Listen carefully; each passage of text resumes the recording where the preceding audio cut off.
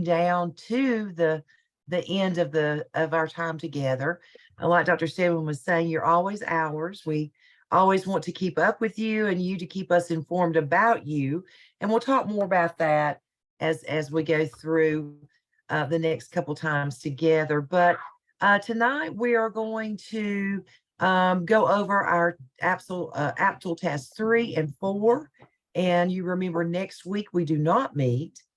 That is correct, right, Dr. Stedman? That is correct, yes. And so that gives you some time. It gives you some time once you get rolling on task 3. Task 4 is just like task 5 was in the APSL. It's where you're doing your reflections from your remaining competencies, a reflection from each your coursework and from your clinical work. So that one really is not much that you need to have direction on. And once you turn in that task 3, you need to immediately begin task 4. So let's talk a little bit about our competency folio, internship, and School of Ed dispositions, Dr. Stedman. Well, I still have a few students, Dr. Evans, that I don't have anything from. So, here we are at the end, and it's going to be a lot. It's on you. You have to have it. We cannot exit you from this class without having successfully completed everything. And it's going to be a lot of work on you at the end because you haven't paced yourself and done it as we have asked you to. So I would ask you to go ahead. If you're one of those, you need to get it in to Dr. Revis and me if you owe us anything on that. The School of Ed dispositions, I've gone in and I've checked. Only a few of you have taken time to go in task stream and do that. That's an easy process. 10 minutes at the most, and you will have that knocked out. So, it's just something that you can have off your plate if you go ahead and take care of it.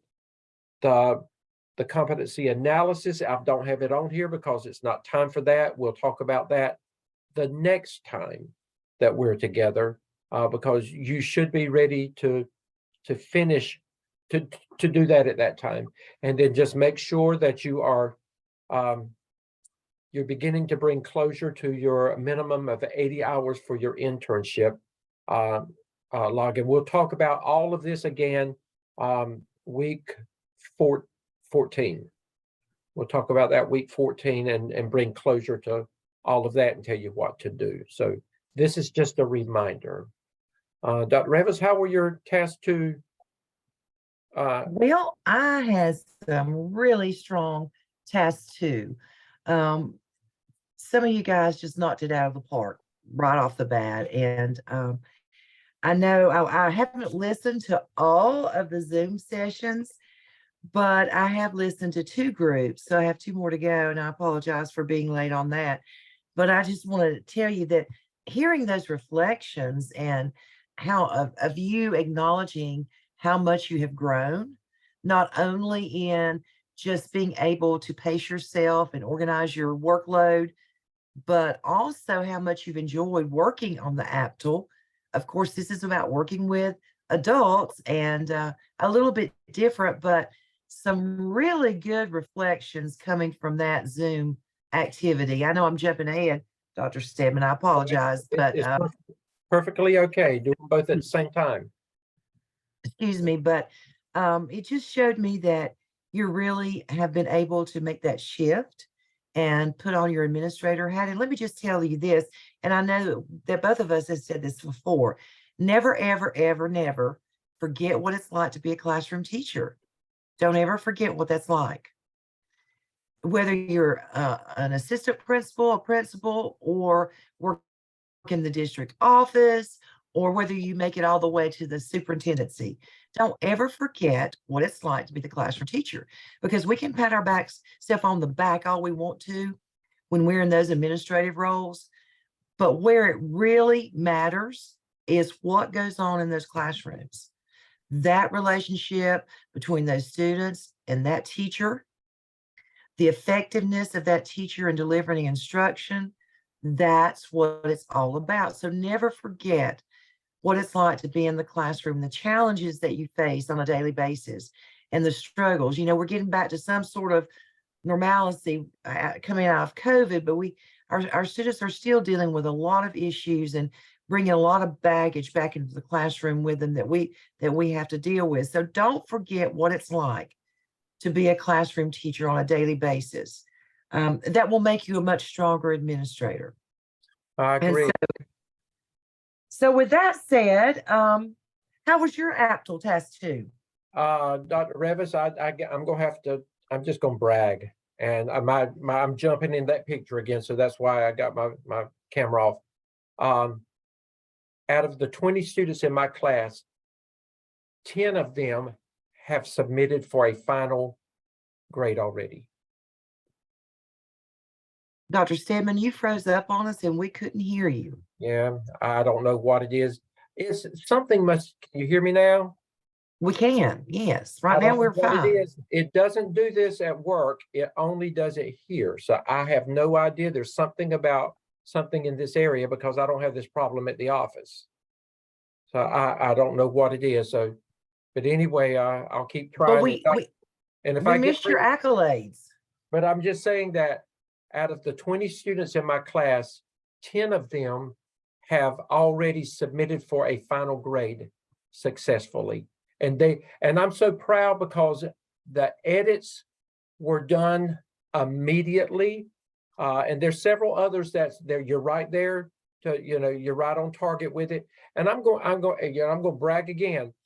I sent that scorching email out at the beginning of the semester, and some got upset with me a little bit, and you did.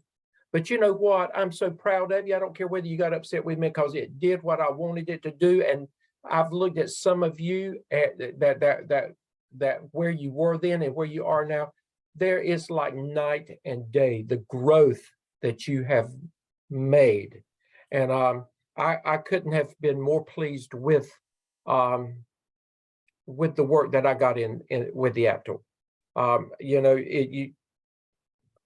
All I can say is thank you for listening and thank you for doing. And the others, I see you getting it in and moving on with task 3 almost immediately because of how quickly you have come back and edited and what you're doing. But great job.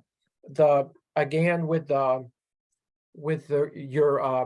AAPTEL Zoom team activity, it's like Dr. Revis said, in that I experienced your growth in how you talked about things.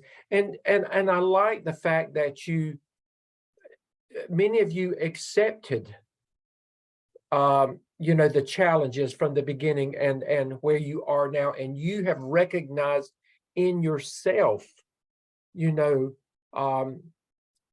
the growth and the things that you've learned. And I don't mean to put anybody on the spot. I remember, and Alex, you're in a leadership position already where you are, but I remember you saying something with your team about how all of this has validated the work that you do, and it has actually helped you grow in your areas of responsibility already, and it was due to the challenges for this program and the things that you have had to do in this program. And I appreciate that comment. And several of you, commented about how it had helped you to grow. The teacher hat has come off, and you are truly wearing the administrator hat that we ask you to wear, and we see you going in the right direction. So. But anyway, great job. I couldn't have been more pleased. Even with the sendbacks, I've met with a couple, and how you received the feedback and the challenge to move forward and correct things. I thank you for that's professional growth and a professional attitude to own up and say, yes, and this and fix it. And that's what you've done. And I thank you for that as well. So, but anyway, Dr. Revis, let's talk about, let's review task 3 of the AAPTEL. Now, I have pulled up information. Was there something that you felt like that we needed to pull up differently than what we have in the our template and material section. I've got Oh, the template. I've got the template, and I've got the helpful hints that I can pull up. Are you okay with that? yes, yes. And I also went back to last semester and found an example of a student's work that we can share too, if you want to Okay. sometime. Okay, let's do this first. I'm gonna pull up the template first because I want to show something that I discovered today. Come on, come on, come on. There it is. Okay. Just remember that when you're looking at the template and you're looking at the helpful hints document, that don't use the information in the helpful hints document as the directives that you've got to use. Remember, we said with the template, everything that's in black, you have to keep it there. And one or two have gone back and you've used the directives that we've got in the helpful hints document. That's just for you to use. This is what or for your use. This is what you have to put in the document that you submit, for a grade and for review. So make sure that you're using the directions, S3 description, that this is what you're putting in verbatim into the document that you submit to us. I want you to look at this. Look at the description. It says the candidate will assemble and lead a team of colleagues. That tells you right there, you've got to meet with your PLC. You're at a place now that this should be heavy, heavy, heavy PLC time. And working with that team, you're going to develop a teacher empowerment leadership growth plan to be presented to the school improvement team and or school or unit administration that includes the following. And we'll go over this again: a report of the best practices, the research that you've done, a visual checklist. You're going to talk about that gap analysis, and you're going to talk about the growth plan. You're the professional, you're the expert, because you've done the work and you're going to present it as the expert. These are your instructions. The candidate you is going to assemble and lead a team of colleagues to develop a teacher empowerment leadership growth plan to present it to the school improvement team and our school. Well, that's a little bit redundant, but anyway, that's what you're going to do. Now, this is the prompt. You're going to create an analytical narrative. Dr. Revis, I don't know what that means. What does I need some help. What would you expect if I turned something into you and it said I had to have an analytical? Now I know what a narrative is. What do you want me to do? Help me understand analytical a little bit more. Well, to me, analytical means, and to the evaluators, it means that you are pulling information from your data sets that you have collected. It's going to be research-based from the research that you've done, and you're going to talk about your data sets that you collected. And you're always making sure that when you discuss these different topics, that you make sure it's evident that you are leading a PLC. So analytical, it's not a story. You're sharing research and you're sharing data, and then you're talking very specifically about the strategies and the goals of your plan. And Dr. Revis, I notice in there it says that in this analytical narrative, it says it describes the process of assembling a team of colleagues to develop and present a teacher empowerment and leadership professional growth plan to school administration. Now, it could be your PLC, but now this is an opportunity to have your PLC. Hello, please leave a message after the tone. Or members from your PLC, or you have an opportunity to include other people that you may need to include this one time only. You just talk about it. This may be a time that you know, you're going to talk about your as a growth plan, a staff development plan. There may be something that personally involves maybe your curriculum facilitator at the school or your literacy coach. Maybe they're responsible for staff development. This is a golden opportunity to include that person in this, because you want whatever you present, you want it to be used at your school, so they need to be a part of it. So, you know, whoever you need to pull in, you talk about that. Again, using resources and data collected in task 1 and 2, you're going to lead the team. The candidate-led team will utilize multiple, notice that keyword, multiple digital, graphic, and presentation tools to create a report that includes the following: a report of best practices, a visual checklist, a gap analysis, a growth plan. And then these are going to be the 10, and we're going to come back to this. So these are the 10 prompts that we're going to break down and talk about. And then again, this is your this is a sample of the growth plan that you will use, and we'll talk about that more. I want you to look at what I've highlighted in green. This is an error that was not corrected. This is, Dr. Rett, we did not create this. We have to use this, but I think this was an oversight when it was, anyway. The growth plan is for adults and adults only. You're talking about teachers. So the formative that you're talking about here is going to be for adults, and the summative is going to be for adults. It's not referring to students. So that was, I'm glad I went back and looked at that today, Dr. Evans, because if some had gone back to that, that could have confused them and what they were doing. So change that and make sure that the summative and the formative both are dealing with the teachers. Is a teacher growth plan. So that's what you're doing there. I'm going to bring up the next.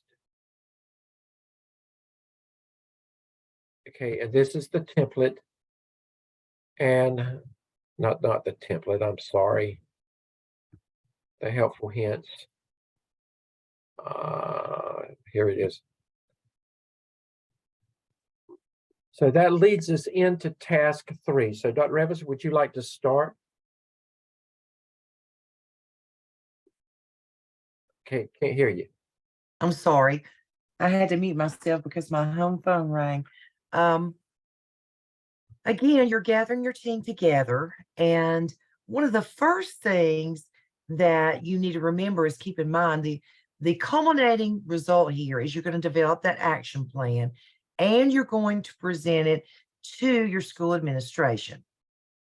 All right. So And remember that this is the one that it's required that you video this. You must have a video recording of this. You must submit that video recording and make sure that you have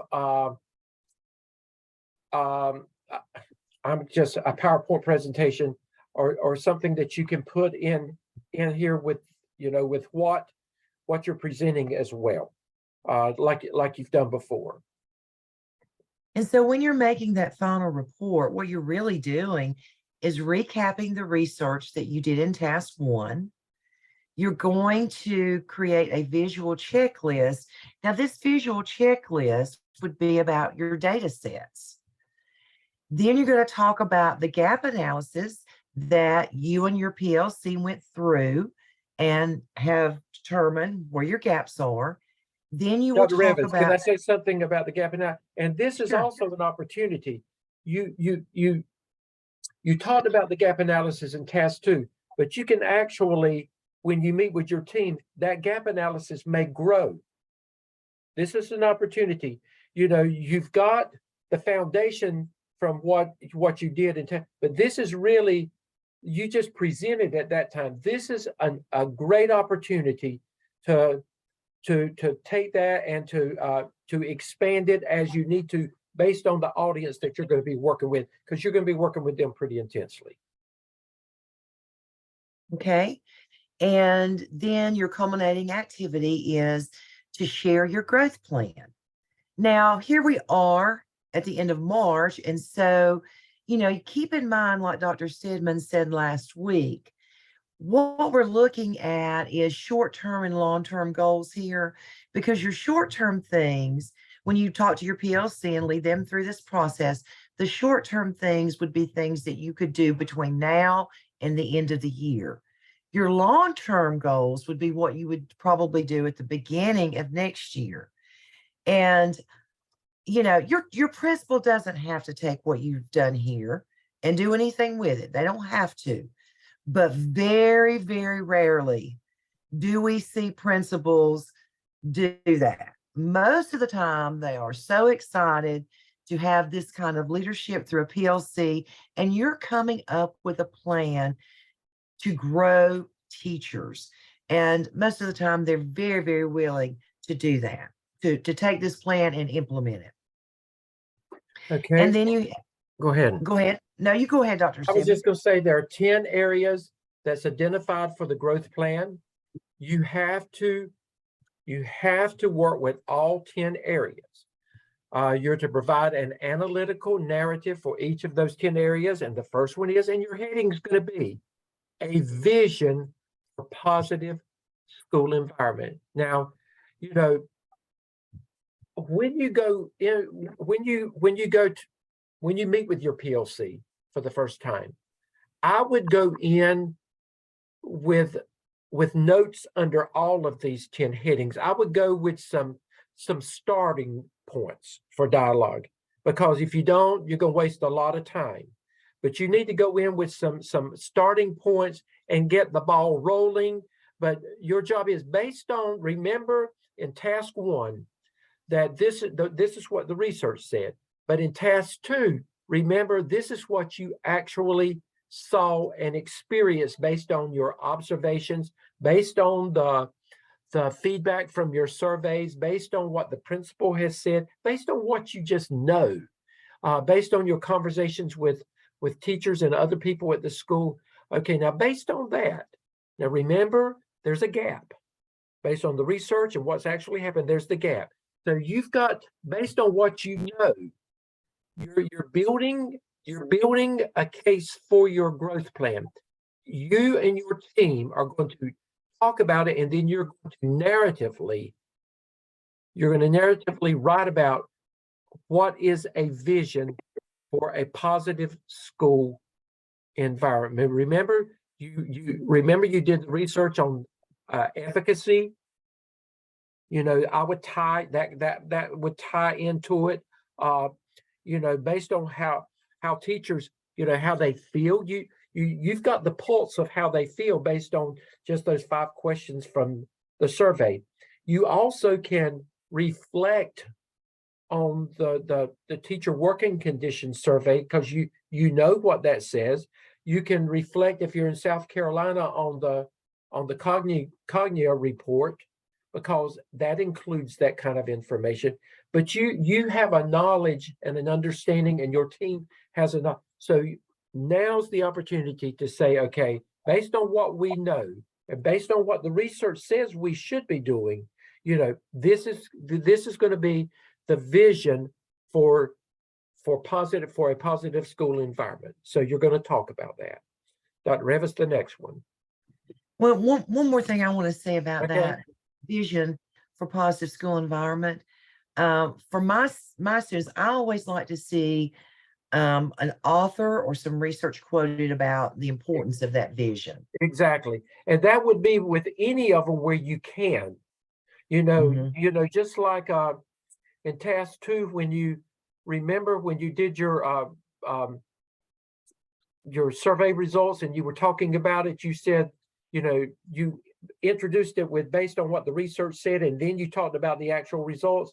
That's kind of what you're doing here, introducing what you can with the research says, according to blah, blah, blah. And then you talk about, what you and your team would like to talk about there. And so what you do in that next heading is you just narratively talk about your documentation to support your needs. you go back and you recap your data analysis. And then you go back and talk about your gap analysis that you and your PLC team worked on in task 2. So that's your documentation. You know, our PLC, after examining the data, we saw that, and this is very typical, that the staff feels like there's very little input on that, or the staff feels like there's very little input on hiring practices. Now, when I'm saying very general, you'll want to put your specific data in there. The staff reported that 80% felt like that there was very little input on budget decisions, etc. So, but that's your documentation. You're Dr. Revis, some of it you're going to think, well, I've already said that. Yeah, some of it you will have said. You're extracting information from 1 and 2. You know, you're not going to regurgitate everything, but you're extracting what you need from what you've already done. So yes, when you get to task 3, you will see some of that same information again. You'll have to. You'll have to, because what you're doing is you're justifying why you design your growth plan the way you have. And so all of these things are a part of your growth plan. You remember when you did the AAPTEL, I always recommend starting with that growth plan first and then doing your narrative last. You can do it either way, whatever makes sense to you, but it kind of makes sense to me to use that that growth plan as a graphic organizer to frame your thoughts when you're going through here.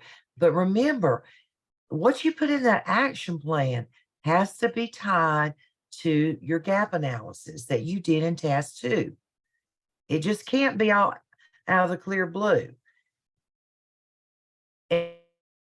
And your evaluators will look for that. We'll look to make sure that it's connected. We will look and make sure it's connected. So make sure you're being very specific.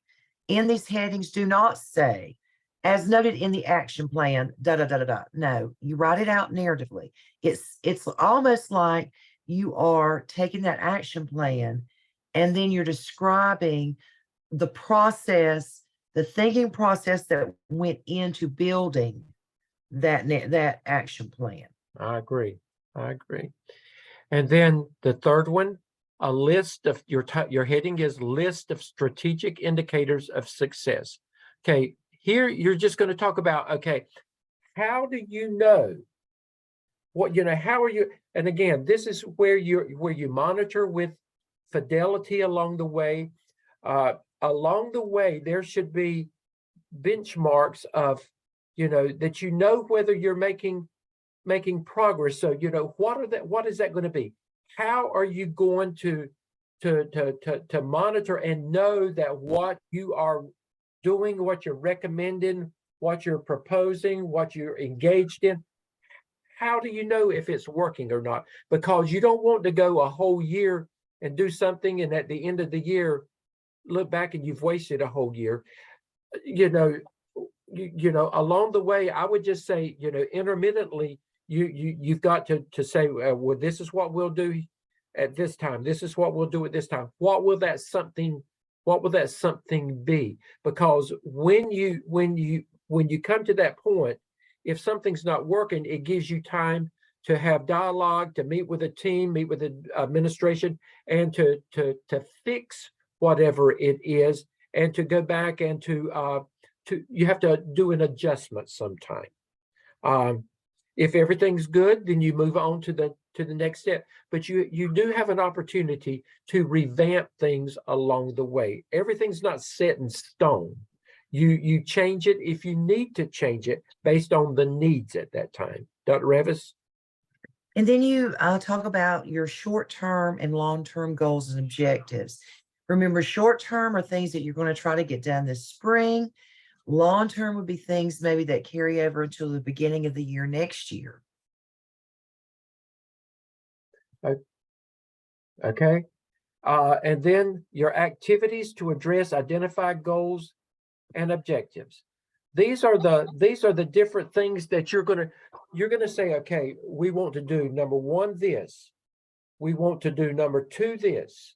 We want to do number three, this. That's going to be the first thing that you list in that growth plan. These are the things that we're going to do.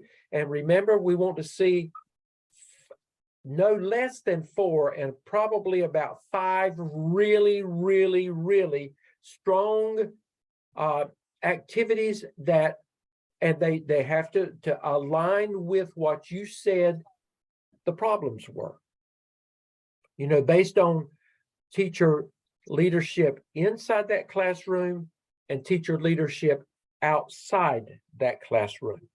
You know, what is it going to be? Now, I will say that, use this for an example.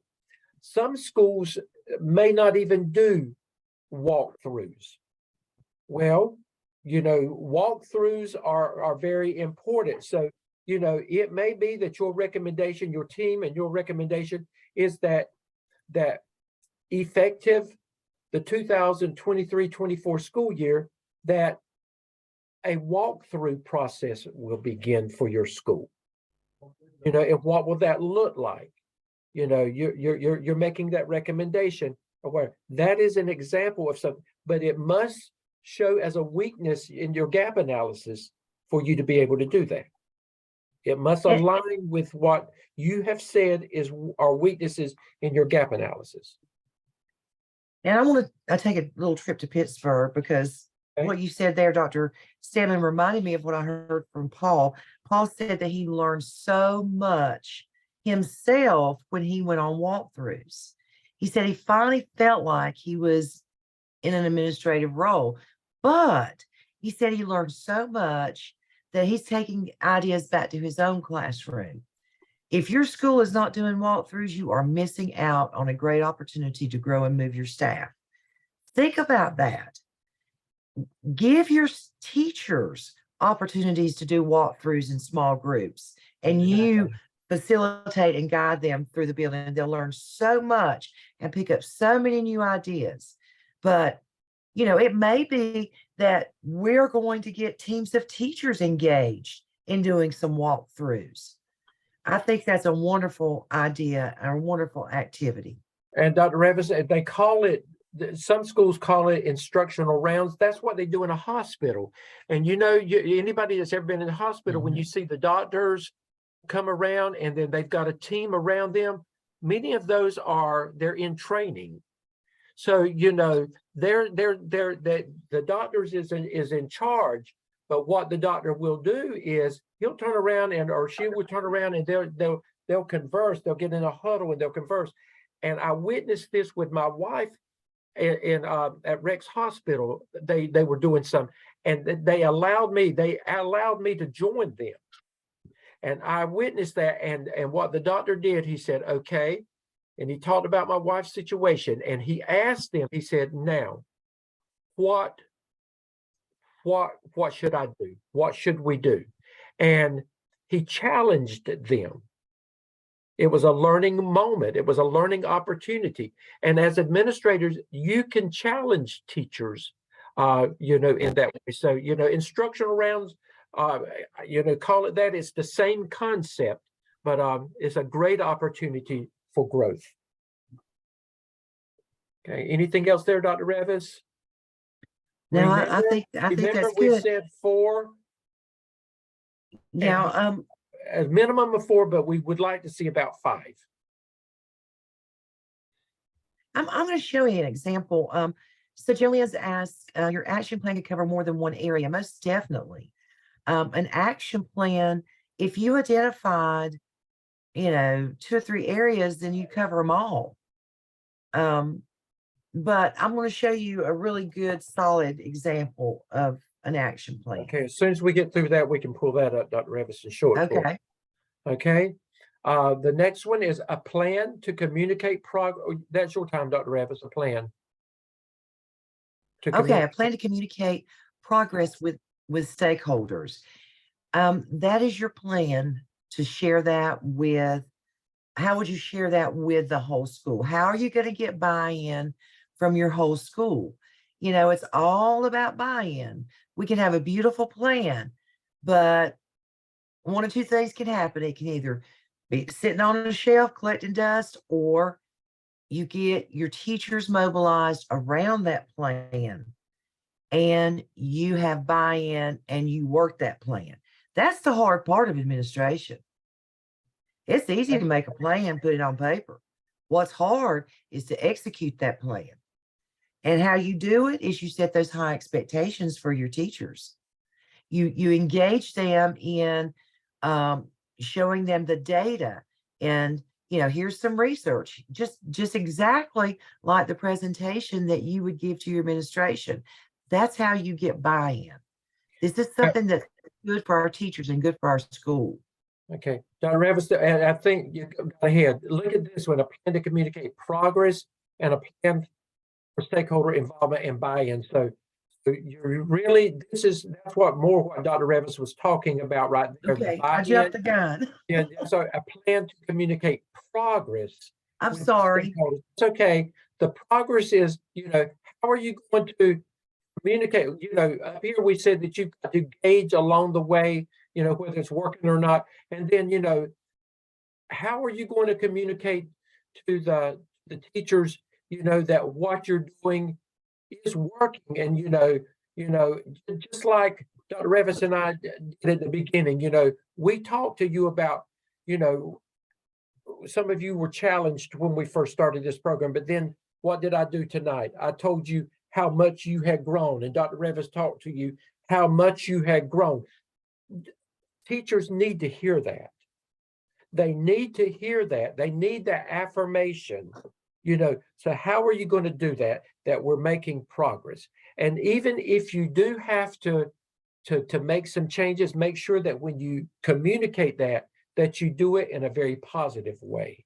It shouldn't be punitive when you go in there and say, well, you're not doing anything right. You need to try to turn it around so that that because you don't want to destroy this buy-in that we're talking about down here. Okay. I'm sorry, I messed that one all up. That's okay. That's okay. But I think it's part of what you've got to do as a school leader. You've got to keep that plan in front of them. If you believe in the plan, and you believe it's going to improve your school and ultimately improve learning for your children, then you've got to bring that plan to staff meetings, and you've got to talk to them about the progress. Keep them posted. You need to show some easy wins quick, very early on. Remember that whole thing about empowerment. That's what you empowered. It means they believe they can make a difference. And the way you show them that is through communicating their progress. I'm sorry. No. And remember, as a leader, that's how you build efficacy among your staff. That's your responsibility as a leader to help build efficacy. And then in between those two, specific timeline of activities. When do you propose to start this? How long will it be? Again, this ties back into those short and long term, the short and long term of things. When are you, when will this be? And, when is it going to end? You just specific about that. Specific about, when something's going to be beginning. When are you going to do it? When are you going to have fidelity checks along the way? And when will it end? If it's if it's a proposed staff development activity, that's when will you start the activity? When will it end, etc. And then specific roles and responsibilities for this action plan. That's going to be who's going to do what and what are they going to do. That's basically it. Who is going to do what and what are they going to do? Did I say that right, Dr. Revis? Exactly. And Dr. Revis, I'll save that big one that you liked so much for the last one. Okay. Well, once again, formative and summative. This is both all about the adults here, okay? Because this is an action plan for teacher growth and empowerment. So this is about how we're going to gauge that we are being successful, how we're going to tell when we've completed an activity, and what results are we going to look at? Formative and summative. Okay, go ahead with the next part, Dr. Revis. Okay, and so then we have our action plan. Again, it's the same template that we use on the APSL. And so do you want me to Yeah, go let me see what else is down. Okay, we're not going to use it. This is just our example right here. I Yeah. think what you've got is going to be better. So I'm going to Okay. stop share and you can pull yours up at this time. Okay. And while you're up, Dr. Revis, go ahead after you get through with that and go on into task 4 after that and just talk about it from the example that you've got. Okay. Well, this person started out, and this is an added kind of introduction where she is sharing the gap analysis again. And that's good for Dr. Stedman and myself because we're seeing this in isolation. So, Dr. Revis, go back up there again and show them that note at the top. Okay, notice, and we'd like to see this. First of all, the importance of the action plan. That's what she's done. That needs to be a heading. The importance of the action plan. Talk about that. And in that, they can go back and restate information about the gap analysis in that action plan. Wouldn't you think so, Dr. Revis? yeah, and that way you can she's just going back and summarizing. That's all she's doing. Yeah. Okay. And then look at these kind of words that she's used in her narrative. Collectively, that shows very quickly that you didn't do the action plan, that collectively the PLC did the action plan. Again, I think it's just a little introduction to bring you to task 3. And so this is her vision for a positive school environment. And notice that the one thing that I say that she did not do here is she did not put any research in about the importance of a vision for a positive school environment. I would say you need to do that, at least my students. Mine too. Documentation to support identified needs. And she goes back and she recaps those gaps that were identified and how she shared the research and reviewed the documentation, not only from the survey, but also from the informal walkthroughs. So you want to talk about those kinds of things. List of strategic indicators of success. First, we discuss several options, so on and so forth. And she's just got a really good narrative that she just shares and goes through each of her indicators of success and talks about the discussion points that they had when they were having these building this plan. Our PLC, we were also in consensus that all PLCs needed to review Marzano's instructional walkthrough tool. This school that she was at did not have a walkthrough tool and had not been doing walkthroughs. And I just find that very, very concerning. Again, if you don't do anything else, if your school's not doing walkthroughs, get them started. You will see growth and you will start seeing a sense of empowerment. All right, short-term and long-term goals and objectives. She pulls in some research from the textbook and talks about goal setting by talking about the survey and walkthrough data. And then she talks about the goals that would be short-term goals and then long-term goals.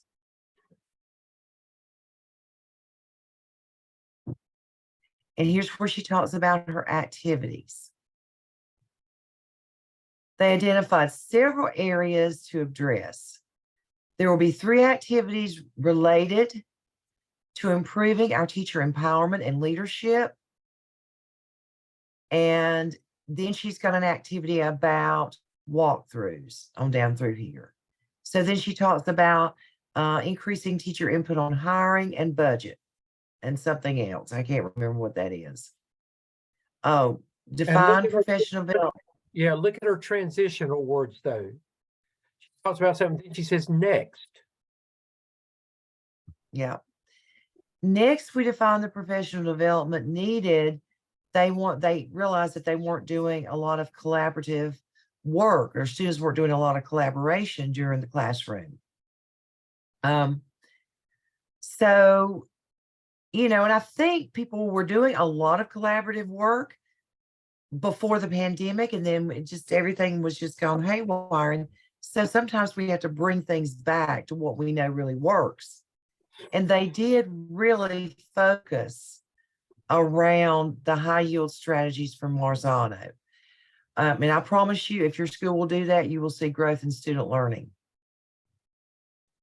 And here's their plan to communicate progress with vital stakeholders.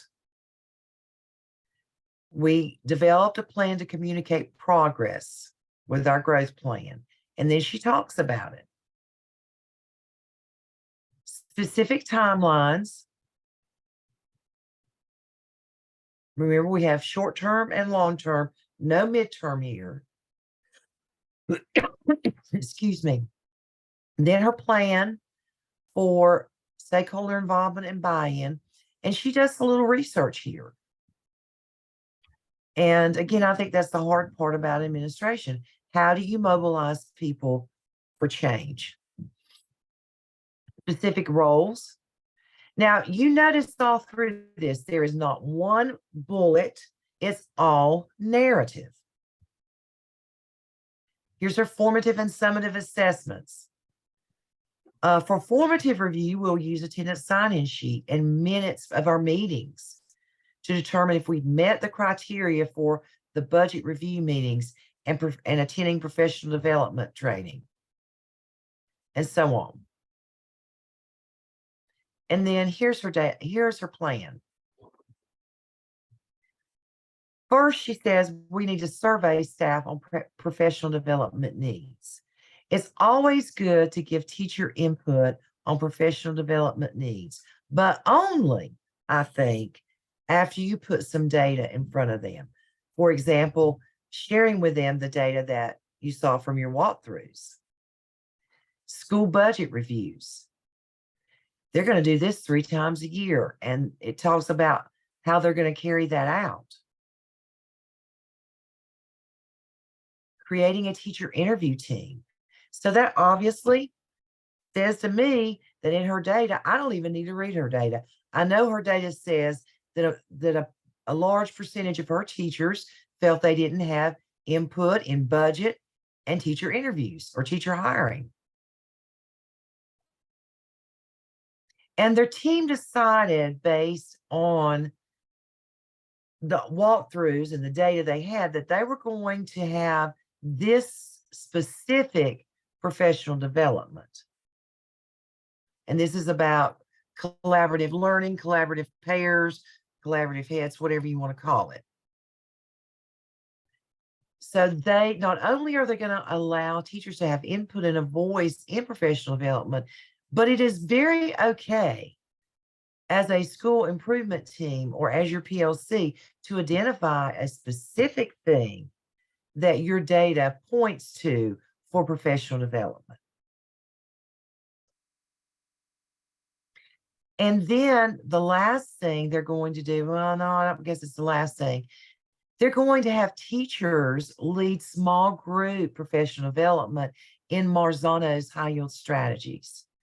They are going to pick some teacher leaders in the classroom, probably who are doing a really good job in identifying similarities and differences, generating and testing hypotheses, and non-linguistic representations. Those are the 3 things that says to me that probably a lot of her teachers were not showing when they did their walkthroughs. And I'm sorry, I can't quit. I can't stop throwing my instructional hat in the ring here. Generating and testing hypotheses is one of the most overlooked but very powerful thing you can do for your students. I agree. And Dr. Revis, they need to make sure that in every one of those columns, there needs to be something beside each strategy. Don't leave anything blank or Yeah. don't put in a non-applicable. There That one must looks be blank, but something. if you Yeah. go up here, that's her. Right. Right. It goes with that. But I'm just saying, make sure that there are no blanks in there. Exactly. And then our last one, teachers and the administrative team will complete feedback forms to share implementation strategies. So they're going to complete a form. They're going to design a form after the professional development to get feedback from the teachers. And that's very good, formative and summative data. Questions about that? So this particular person had 1, 2, 3, 4, 5, 6. Right. She had 3 from the surveys. And then these things, the professional development, all came from her walkthrough data. And come on down, Dr. Revis. Let me see what. Oh, I'm Okay. sorry. Yeah. Mhm. And then here is her presentation. Always, friends, always put your presentation to your principal at the end. It's easy for evaluators to see. And she talks about, I created a slide deck, see figure 3. You can put it in the appendices, but I promise you, your evaluator is not going to scroll back to that appendices. Put it right here. See how she's done it? Now, I can't read every word of this, but I can read it well enough to know she's gone through thoroughly and done exactly what she had to do. And it's thorough. It is. And then here is her figure where she did a screenshot of her presenting. Now, there was And a time that we had to only allow that because of COVID, but that is not an excuse now. So that's why they are requiring it's okay to have a picture of you presenting and your recording as well, because the recording is going to just be a link, a YouTube link. yeah, and it would be very very appropriate to link your recording somewhere in here. Yes. In this last paragraph. Any Now, questions? Dr. Revis, just remember that recording also, this is going to become a strong artifact at some point for you to use with your competency folio. A strong Exactly. artifact. Any questions on task 3? Kathleen Okay. has her hand raised.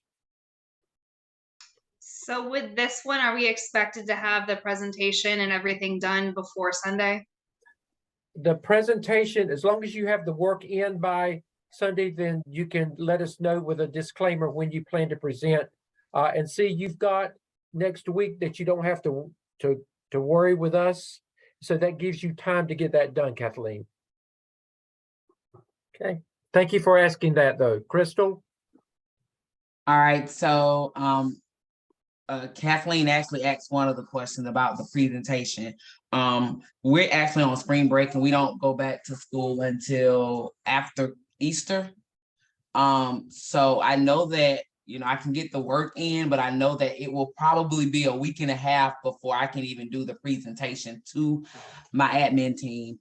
The good thing is I kind of shared the information with my POC in task 2, where I went over the data with them. We just did not go in depth and talk about a growth plan. That's the only thing we haven't done. And But Crystal, we did talk about the data.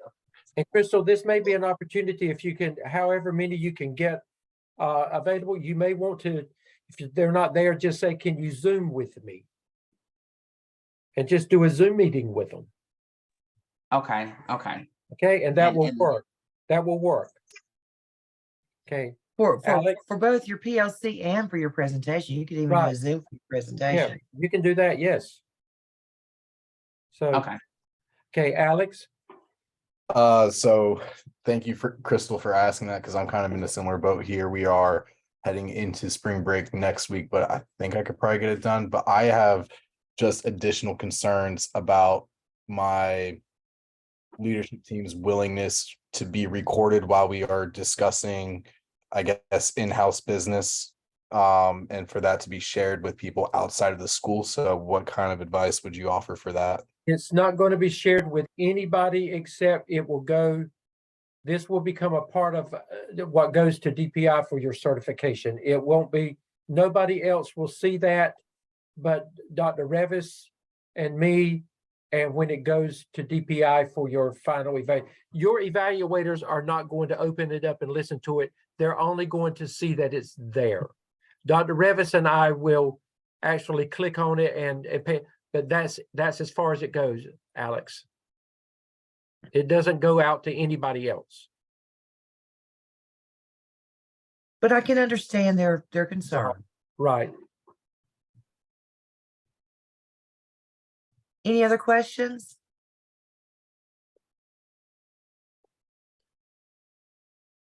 Guys, you know evaluators don't spend a lot of time on this stuff. And if they have to hunt for things, they're not going to hunt for things. So that's why we always encourage you to do things in a certain order, and putting your presentation at the end, it just makes it so much easier for them to see. Well, Dr. Stebbin, if there are no more questions, I'm going to go ahead and show them task 4. Well, go ahead. Yes. All right, so in task 4, you are looking at, oh my goodness, Dr. Stedman, I'm going to have to take over. My battery's running low and I've got to run grab my charger. I am so sorry. Okay. Okay. And I'm going to go ahead. Stop sharing, Dr. Revis. Well, okay. Just remember, and you know, you've got 9 competencies left for the AAPTEL. You know what you did with the APSL. So the remaining 9, you have to do the very same thing that you did with the APSL. Remember, there's 2 things that you're doing. Okay. With, let's say that creative thinking is one of them. Okay. You're going to talk about creative thinking based on your work with the AAPTEL in your coursework. And then you're going to talk about creative thinking as a result of your clinical experience. So you're doing 2 things. For every one of them, you need to say that in my coursework, or something to that nature. And then in my clinical experience, make sure that you clearly delineate the 2, because that will be looked at. In fact, I'm not going, Dr. Revis and I are not going to send it through until we know that you have clearly delineated what you've done in the coursework based on those 9 and what you've done in your clinical experience. And that's all you've got to do with that. You know what 9? It has to be the 9 that you didn't do with the APSL, the rest of them. Okay, I think I'm back up now. Okay, go ahead.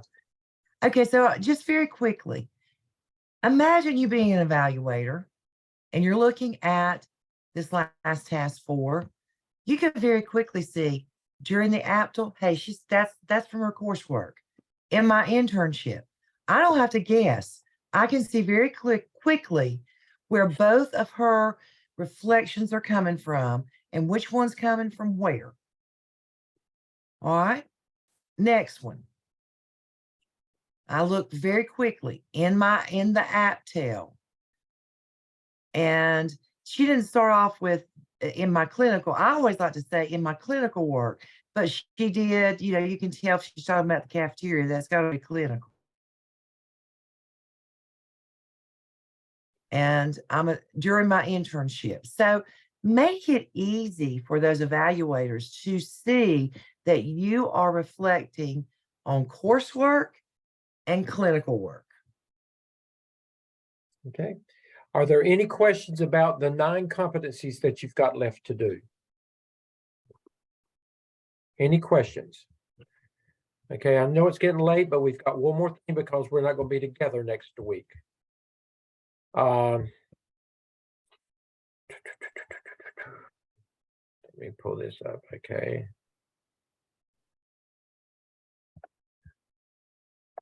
Okay, Dr. Revis, let's talk about the final group activity that they have to do, and that is case study. Okay, the case study materials. You got Case- one study final two. case study. And it's under case study materials and case study 2. And case study 2 is aligned with your work with the AAPTEL. And then again, remember that you must pick a Zoom team leader. That Zoom team leader you would decide when you're going to meet as a team. But before you meet as a team, you will have done the work that you need to do based on, well, let me pull that up. Case study 2.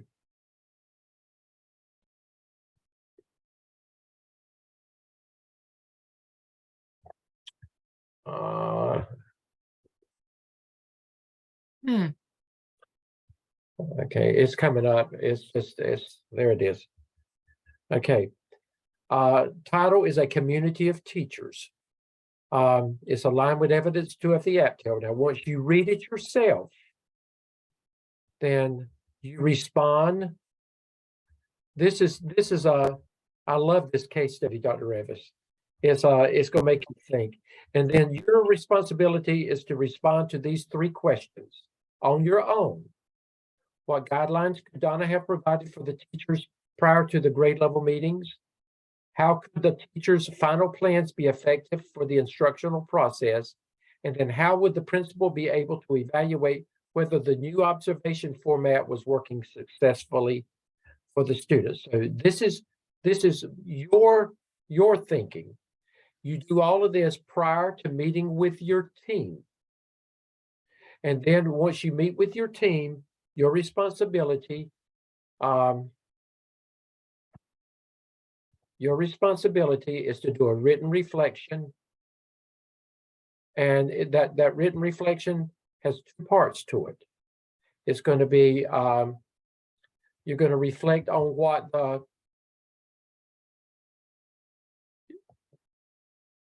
you're going to reflect on the case study itself, not regurgitate it, but reflect on it. And then you're going to talk about the case study experience with your team. And then this is where you submit your work. You'll submit that 1-page document with the 2 reflections on there, and then you will have your attachment from the video with your Zoom team that you attach there, and then you'll submit all that for final grade. Same thing you did with the AAPTEL. Now, let me reiterate a couple of things here. You prepare those 3 questions before you go into the Zoom meeting. Right.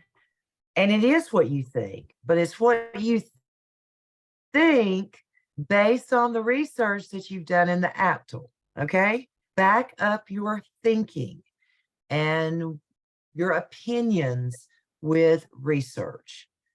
Darling Hammond, Marzano, Whitaker. Think of some of those authors that you had to research and do in that task 1. So, or it could be your text, but it's just not about your opinion. We want to hear, some of that language that you can bring about from the AAPTEL.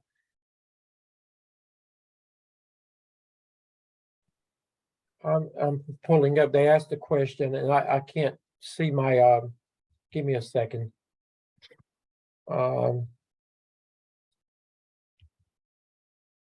Go ahead and talk, Dr. Revis. I'm pulling up something to answer a question. Okay. I've got another computer going on over here. Okay. All right. So in your case study, remember that we do want it to be a professional dialogue, which you guys have been great in keeping things professional.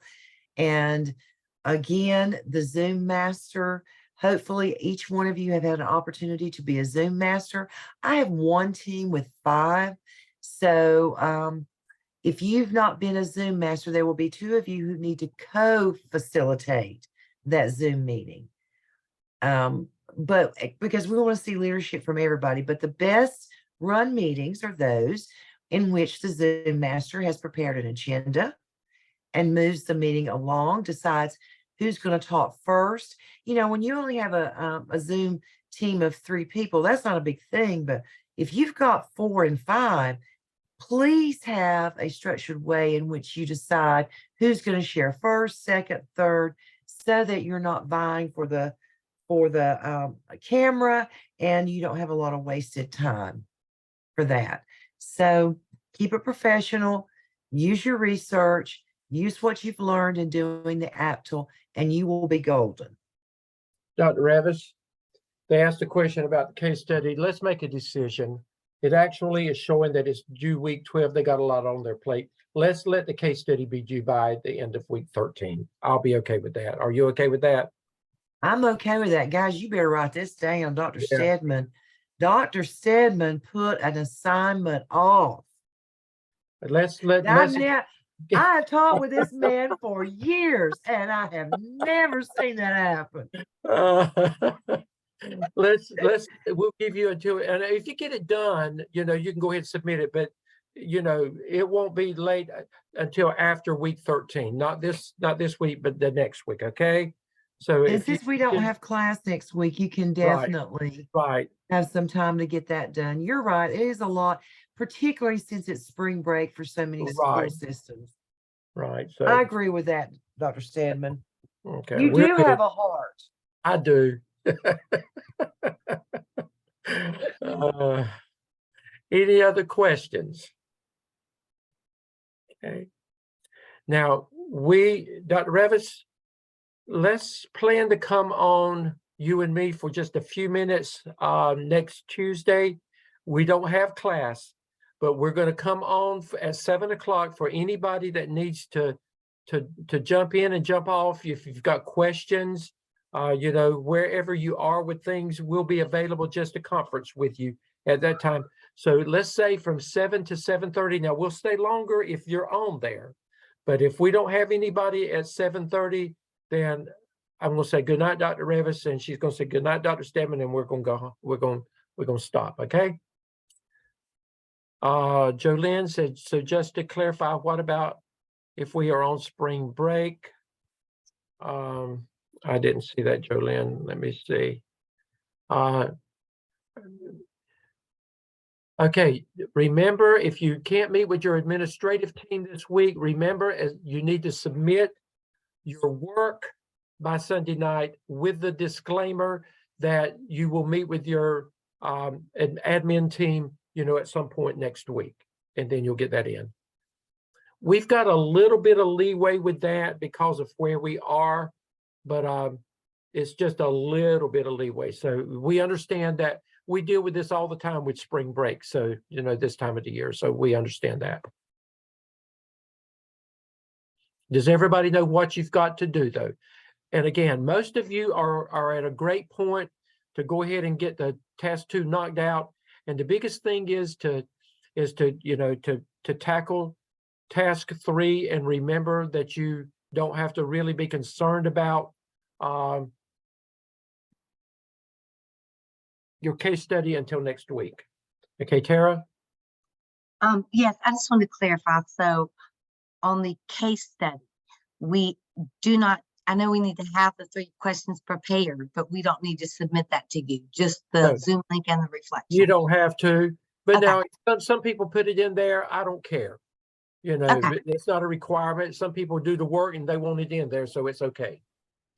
Okay, and then also on, you may have already said this, I just didn't catch it, but when we do the 9 competencies, I have Dr. Revis, so I turn my competencies into you, so that doesn't change. We still turn those back in. Right. When when you do the competencies, not task 4, but when you Right. do the competencies, but it's the same competencies though. Yeah.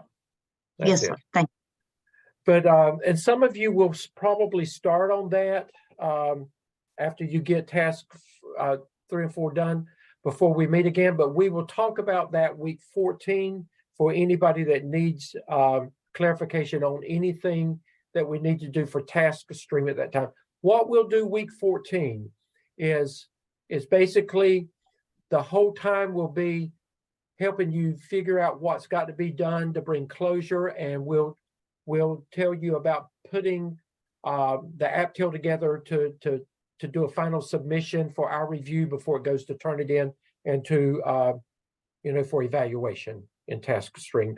So we should be at that place at that time. Remember, you must do the peer reviews on task 3, but task 4 does not require any peer reviews. So once you get task 3 done, you're through with your peer reviews. I know you're saying hallelujah, praise the Lord. I know that. So anything else? I just want to make sure because I'm trying to take notes to make sure that when I do get back with my admin team, I know exactly what I'm supposed to be doing. So we have to video record. I need to video record myself presenting the growth and action plan to the admin team. Right, Crystal. Right, Crystal. And if I could, as a support, I would try to have, if not all of them, at least some of my PLC team with me as a support. Okay. But But Crystal, what about, okay, so I know that I can meet with my PLC team to kind of, because they already have the data from the walkthroughs and the survey, because I did that in task 2. I presented that to my PLC team in task 2. But like I said, we didn't go through the growth, the growth plan and the action plan. We didn't discuss any of that. I know I can probably meet with them to get that done prior to spring break. Does that need to be recorded also, or would an agenda or an agenda? You don't have to record that meeting. Okay. Where's your phone?